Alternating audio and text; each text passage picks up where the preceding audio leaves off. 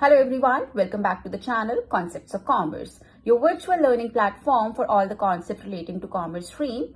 My name is Deepshika Gandhi and the topic that I am taking for today's video is Bank Reconciliation Statement. First of all, we will have a look at the question, then we will start solving the numerical step by step here on the screen.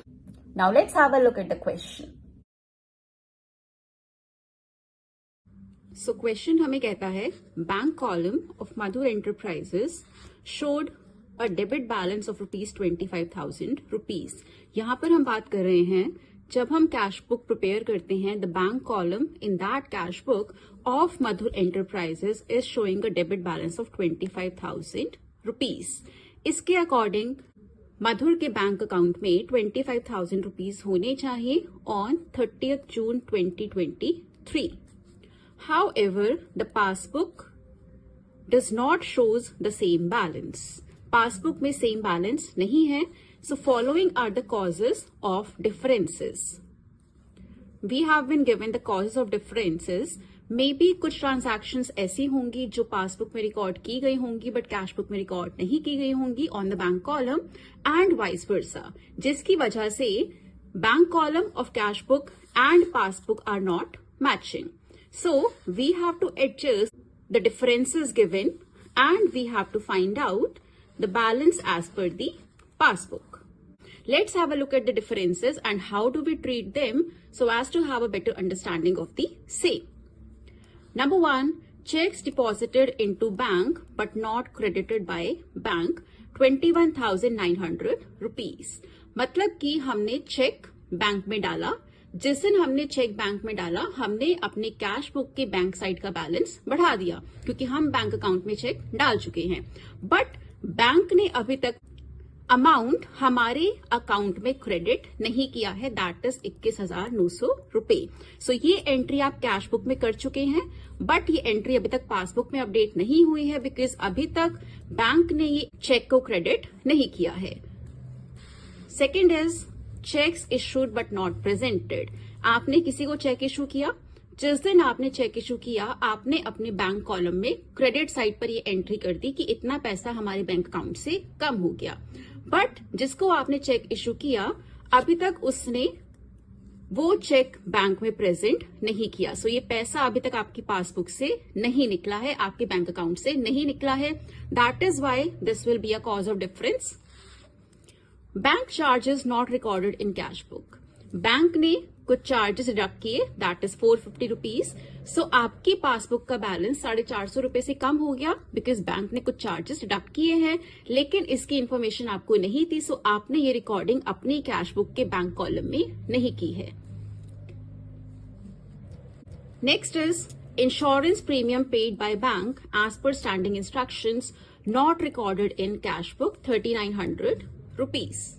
आपने bank को standing instruction दिया है that on a given date this amount should be paid as insurance premium. So bank ने उस दिन पर वो insurance premium पे कर दिया. सो ये पैसा आपके बैंक अकाउंट से कम हो चुका है, आपकी पासबुक में ये बैलेंस डिडक्ट होकर दिखेगा बट अभी तक आपने इसे कैश बुक में रिकॉर्ड नहीं किया है. Next is dividend collected directly by bank ₹3,500. ये आपका एक सोर्स ऑफ इनकम है डिविडेंड जो आपके बैंक ने डायरेक्टली आपके बिहाफ पर कलेक्ट किया है बट इसकी भी एंट्री आपने कैश बुक में नहीं की है. Cheques directly paid by debtors into bank not recorded in cash book ₹15,520. That means आपको जिनसे पैसे कलेक्ट करने थे उन्होंने आपके बैंक अकाउंट में डायरेक्टली पैसा पे कर दिया है जिसका रिकॉर्ड आपने कैश बुक में नहीं किया है. That means this ₹15,520 is reflecting in your passbook but is not reflecting in your cash book. So अब आपको ये एंट्री करनी होगी. If we are going to make all of these adjustments we will get the balance as per passbook. So सबसे पहले we need to have a format like this.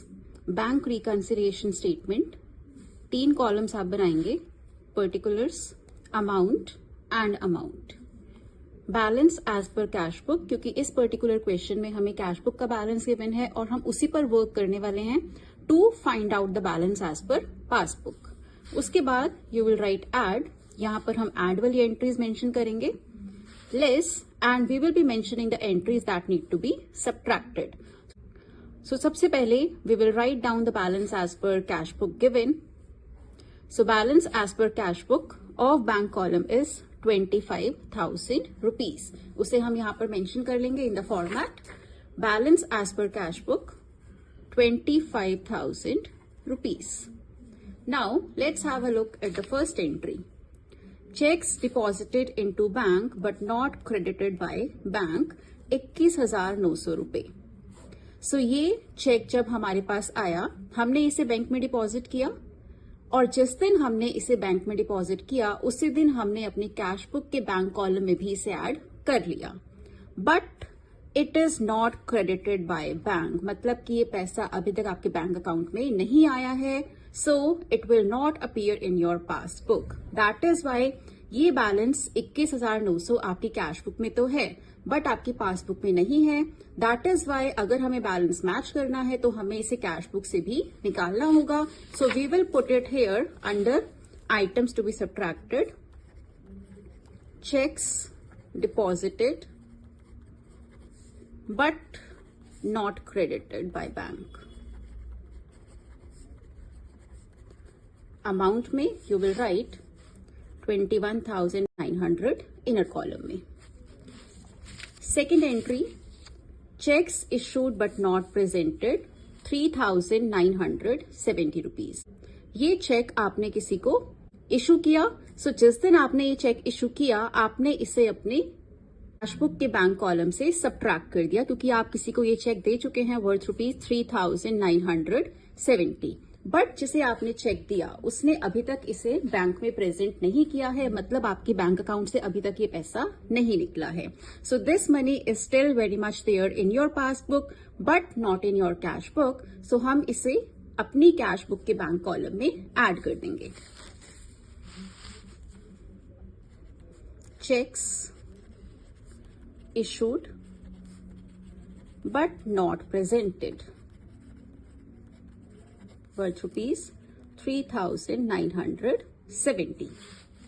Third entry, bank charges not recorded in cash book के bank column में 450 rupees, मतलब bank ने कुछ charges deduct किए आपके bank account से बट आपने वो कैश बुक से नहीं निकाले बिकॉज मे बी आपको उसके बारे में नॉलेज नहीं थी. सो ये पैसा अब आपको कैश बुक से निकालना होगा क्योंकि ये पैसा आपके बैंक अकाउंट में नहीं है.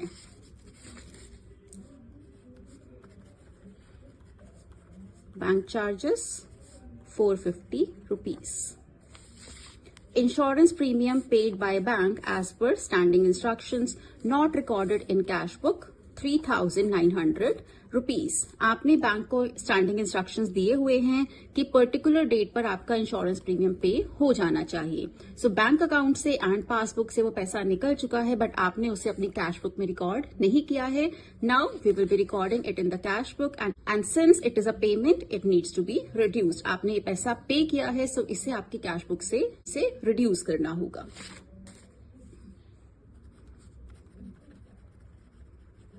Insurance premium paid by bank 3,900 rupees.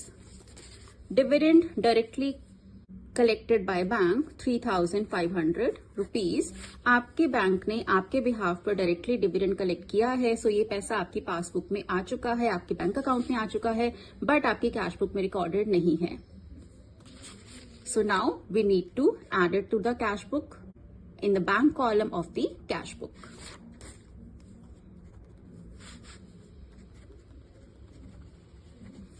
Dividend collected directly by bank, क्योंकि आपका बैंक अकाउंट का बैलेंस बढ़ चुका है जो आपके पासबुक में शो हो रहा है बट आपकी कैश बुक में इसकी एंट्री नहीं है. That we have made now. Last entry, checks directly paid by debtors into bank not recorded in cash book 15,520. आपके डेटर्स ने आपके बैंक अकाउंट में चेक डायरेक्टली पे कर दिया है and you had no information about it, or maybe you had but you forgot to record it in the cash book. So basically मतलब ये है कि आपकी कैश बुक में ये पैसा नहीं दिख रहा है, but आपकी पासबुक में दिख रहा है. Now we need to add it to the cash book also via BRS. Entry number 6, checks directly paid by debtors worth rupees 15,520. Now we are done with all the entries. अब हम क्या करेंगे? We will make a total of items to be added. और इसका total आता है 22,990. Now this will be added to the already balance that we have as per cash book. And दोनों का सम हम यहाँ पर लिख लेंगे. It comes to 47,990.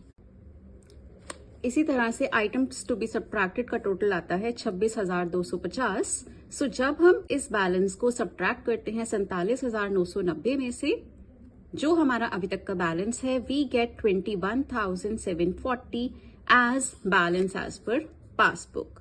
So this is your complete solution of bank reconciliation statement, where we have started with taking balance as per cash book. I'll keep on posting more numericals on various topics, so stay tuned in. For the next video, I'll be posting this complete solution in the comment section so that you can check. Do subscribe to the channel. Stay tuned in for the next video. Till then, keep learning, keep growing. Have a nice day.